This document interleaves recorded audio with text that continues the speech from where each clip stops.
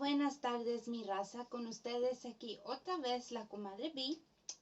Hoping you guys are doing wonderful. Today is Wednesday, October the 25th, 2023. Quiero empezar con mis saludos. So, like always, my mom. Hi, mom. Quería también saludar al primo Enrique González. He checks out my stuff sometimes. Thank you so much for your support. And lastly, a los nephews, mis sobrinos, the JJs, Jimmy and Julian. Hi, babe. Two babes, two of them. I have two, my little fat boys. Jimmy watches my stuff all the time. So thank you, babe, for the support. And hopefully this one teaches you something you did not know. Like I said, it is Wednesday. I hope your week has been playing out beautifully, peacefully, and productively, most of all, because, having something to do is always a plus. We're getting closer to the weekend, closer to Halloween, closer to all that stuff. So I hope you guys have a very safe weekend if I don't talk to you guys again. También, there's a lot of events going on this particular weekend. Like I said, Halloween's in a couple days. So if you follow me on the social medias, I will be posting what's the haps so you guys can take the family out or go enjoy yourselves or whatever it is you guys want to do this weekend. As you guys have noticed, I have been uploading a bunch of videos, mainly history stuff, historic stuff. You know how that goes. I did post one of the videos from our trip yesterday, so check that out. There's two attached to that with things we found on the way. So yeah, it's good to know. You know what I mean? From so far away, all the way in Michigan, here in LA, it's a totally different rollo over there. So check those out. I appreciate you guys like always for watching. And while talking about history, that's what I am going to talk to you guys about today. Y pues history, that's what I want to get into. The unspoken, the forgotten, the pretend it never happened. There's a lot of history because it's everywhere. You just need to dig and scratch a little bit and it comes up, right? So, talking about unspoken history, that's what I have for you guys today. If you follow me on social media, you seen the post that I put yesterday. Yes, it was a very gruesome anniversary yesterday. 152-year anniversary of what is now known Los Angeles Chinese Massacre of 1871. Okay, so what happened on this date? What's going on? What am I talking about? Deje y les digo lo ocurrido. Alright, so like I said, we're gonna take it back, way back. So it is 1871. The setting is gonna be Old Chinatown. Chinatown as we know it, next to downtown LA. Back then it was known as Calle de los Negros, aka Negro Alley. Okay, let me get into what happened there. 19 men were murdered. Yes, 19 of them. What happened? How did this happen? What was it? A rumor. Yes, un rumor, just stuff that wasn't even really happening. Nosy people. It was just un desmadre y medio. Okay, so all this drama started a day before in what is this small Chinese community. Okay, so we have one community that has groups in there. They live together here, all in the same area, the same block, because, like always, racism. Yes, they weren't allowed to, spread out and live wherever. They had to live together because the white people in the area at the time didn't want Chinese people living amongst them, being their neighbors, this and that. Okay, well, anyways, there was two known groups within this community. One was the Hung Chow, and the other one was the Nin Yang. Okay. They were having a huge argument over a woman, a female. Okay. This woman was now married. She used to be community service. Back then, this community was mainly men. It was 80% men, and the other remaining were women. So as you can imagine, all the men outnumber the women big time. So what do you do in that case when you need a woman? Yeah, if you're guessing what I'm trying to hint, yes, that is what it is. Okay, so this lady, this woman, her name was Yet Ho, and like I mentioned, she was now married. So she couldn't be going back and forth anymore. And this is where the dispute started. They were arguing about no, let her be. She still needs to come over here with me, with us. They're like, nope, she's married now. She needs to be of her house. She's needs to be an honest woman now. So it was un big relajo, un desmadre y medio. They ended up, these the two main leader guys of these groups, they ended up duking it out. They wanted to kill each other. The police was called into the area. They ended up arresting these two men. They went to jail. They got booked and all that stuff. Y pues yeah, at the end of the night or whatever, the next morning, they were released, and that was the end of that situation. Okay, so now we start on October 24th and the situation that happened then. All right, once again, it's old China. That's the only area where the Chinese people are allowed to live and do their business. So there was a lot that had companies there, this and this, this and that. At that time, they were all immigrants. They would come here to work. The gold rush hit China news. They came over here because they were looking for gold, the gold rush, you know. A lot of them did go up to San Francisco, but would eventually end up here in Los Angeles. And that's what the time was like in that era, at that specific moment, in that little ranchito that, you know, the Chinese had to their own. So there was constantly travelers coming in from San Francisco that didn't make their fortune, and they were, you know, ready to settle down in Los Angeles now. And like I said, there were immigrants just coming in and settling here. This community consisted of only 172 Chinese beings that were living in this community. Like I said, there was a lot of discrimination. The white people didn't want them living next door, so they had to stay secluded and together. That's it. Like, they had no choice. That's it. Either you're going to live here and you're going to live there, or you're not going to be here, period. Okay. Now let's go to the event. The situation, lo que pasó. Okay. Ya en la tarde, about 5 o'clock in the evening or so. And there's this known building there where all the Chinese people had their businesses. This building was called the Coronel Building. Okay.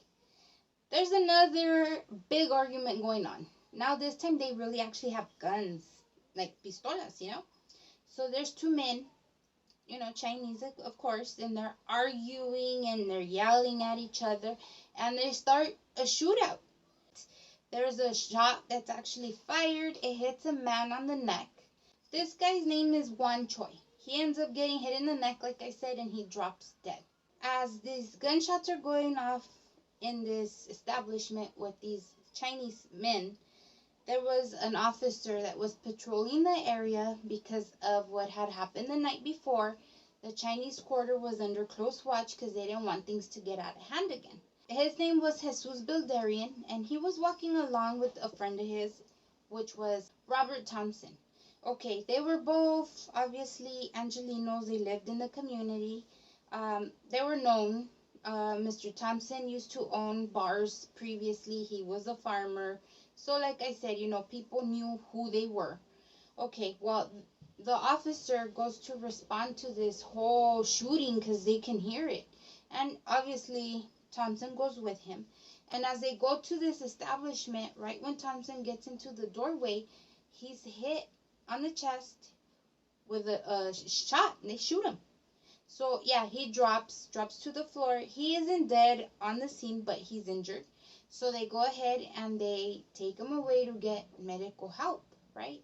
So as Thompson's getting taken away to get his medical treatment, people that are looking and seeing what's going on start this rumor that the Chinese are flipping out and that they're attacking and shooting at the white people. This rumor ran so fast with the quickness of time. Every white neighbor on the other side started getting weapons, this and that, because they're supposed to defend their people because the Chinese are going crazy and they're attacking white people. Not true at all. Not true at all. Okay, so they then pronounced Mr. Thompson dead. 2 hours after he was hauled away, that's it. There was nothing they could do for him. He is dead. At exactly 8:45 p.m. empezó el desmadre. All hell broke loose. The Chinese were already not liked by the whites, so they had absolutely no problem crossing the streets and going down to the Chinese quarter and knocking down on doors. They busted that first door at 8:45 p.m. Okay, what did this look like? It was 500 white males and Latino Americanos combined attacking these 172 Chinese residents.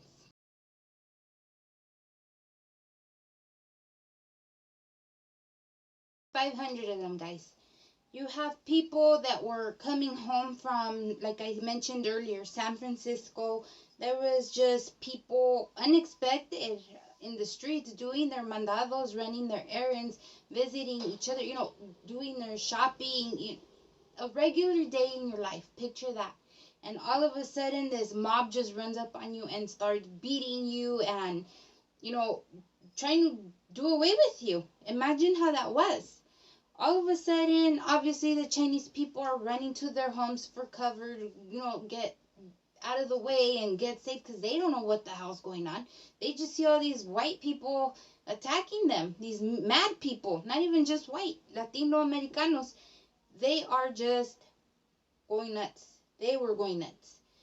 Okay, you had the mob running up on their houses, shooting into windows, shooting at doors, climbing roofs, trying to make holes up on the roof with axes to try to get into these houses to beat these Chinese people. It was ugly. It was ugly. They were throwing alcohol bombs through windows, setting homes on fire. They were just trying to do the best they could to do away with the Chinese population in this Chinese quarters. There was these two sheriffs that were on duty trying to take the lead with all this going on. Their names were Burns and Baker. They were teamed up with two other officers from that area. Their names were Hester and Harris. Between these four officers, okay, they're, telling other civilians that are in the middle of all this desmadre, okay, start gathering the Chinese people that you see running around and start making it towards the jailhouse. We're going to put them in jail for safekeeping right now till we see what the hell is going on.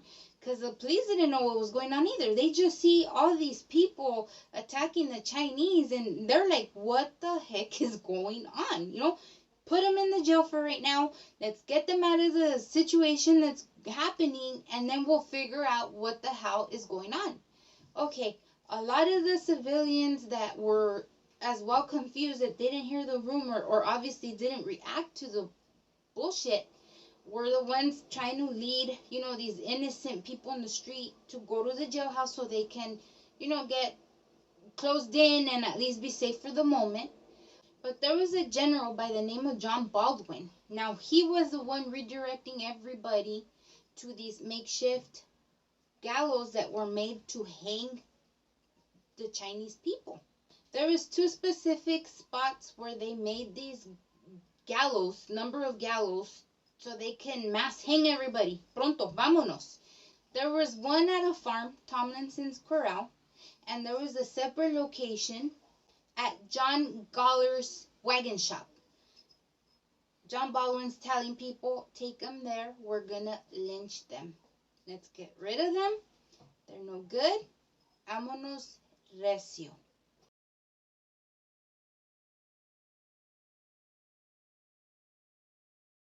Okay, so what happened at the end of this desmadre? There was a total of 19 people that were dead. 15 were killed by lynching, los colgaron. 2 of them were beaten to death, and the last one was shot to death. Among this 19 people head count, there was a 15-year-old boy that was involved. And just to show how heartless the mob was, they even cut off a finger of one of the victims after he was dead to keep a diamond ring that he had on. Así de desmadrosos eran y fueron y es lo que pasó. How disgusting, right? Yes, I agree. Okay, to settle everything that was going on, the sheriff ended up calling for 25 volunteers to be on the side of the law. They didn't want nobody that was half in, half out. They didn't want nobody that was racist against the Chinese. They needed a neutral 25-man party to help keep the peace during the night, help the buildings stay free of all these mobsters that were doing what they were doing. They just needed help controlling the situation. And they did. They had a quiet night, all night, the morning. Okay, it was done. The horrific event was done. Okay, the next 4 days were, wow, yes, horrible. The coroners were doing investigations. The police were doing more investigations. They were interrogating eyewitnesses. The newspapers were flooding left and right. People were just so upset, hurt. The Chinese community was still frightened. It was ugly. It was ugly. Okay, after the whole rundown of everything that was going down, they ended up coming out with 49 indictments, which were all part of this situation. 49 indictments that came from this cause. There was 150 men that were actually identified. They were tied down to this whole event that happened. 150. Out of those, 10 were arrested, 7 were convicted of manslaughter. Once they hit court, they were arrested, this and that. They were shifted out to San Quentin, where they did some time. Okay, like every murder case, this and that, it takes time. They're doing their court appearances, this and that. Now it's 1873. This is 2 years later. The guys that were detained in San Quentin start writing letters, their appeal letters to the Supreme Court, and they actually get everything reversed, and they're let out in the spring of that exact year, 1873. Unfair much? I think so. How is 19 lives worth 24 months? It's horrible. That was like, wow. Yes. Alright, so the whole root of everything was racial hate. There's no other way to put this. The white community was super upset that the Chinese people started moving in. They started living here. You know, they would consider them and refer to them as aliens. So, yeah, any little thing that ignited that light just sparked it out of control. Really, really unfair all the way around to, you know, the Chinese community. In 1863, there was even a law that was passed by legislation that Chinese people, and they even like gave them a whole bracket of their own. They looked towards Asians, but they added categories, which was Indian and Mongolians. And what this law said was that they cannot testify against any white man in court for any court purposes, such as what happened, trials. Wow, right? Yes, I agree. I'm with you on that again too. Yeah, like what the heck, right? I don't understand. I don't get it, but that was the law of 1863. Now, a few years later, so in 1868, there was a peace offering that the U.S. made with the Chinese Empire. And that was something like a contract or agreement of peace because at this point now the Chinese were coming over here with, like the Mika's permission to work or stay over here on short term, not long term, just temporary. So yeah, they made this contract that was signed at the time that all the documents were being processed, and that was something that was called Burlingame Treaty. So it just literally said that we're gonna be at peace, things were good, blah blah blah. Your people are safe to come over. We will greet them here, and they will be treated equally. Okay, well, in 2001, the Chinese American Museum in Los Angeles decided to put a plaque on the side of their building as a remembrance and to honor all those that lost their lives on October 24th, 1871. Horrible part of history, yes, I agree. Should it be taught? Should people know about it? Yes, I think so as well. Alright guys, I hope that you guys learned something new because I know I did. Y pues, like I said, the plaque is there. If you're ever in the LA area, Chinatown area, go check it out. It doesn't hurt to go read. Here's a picture of it.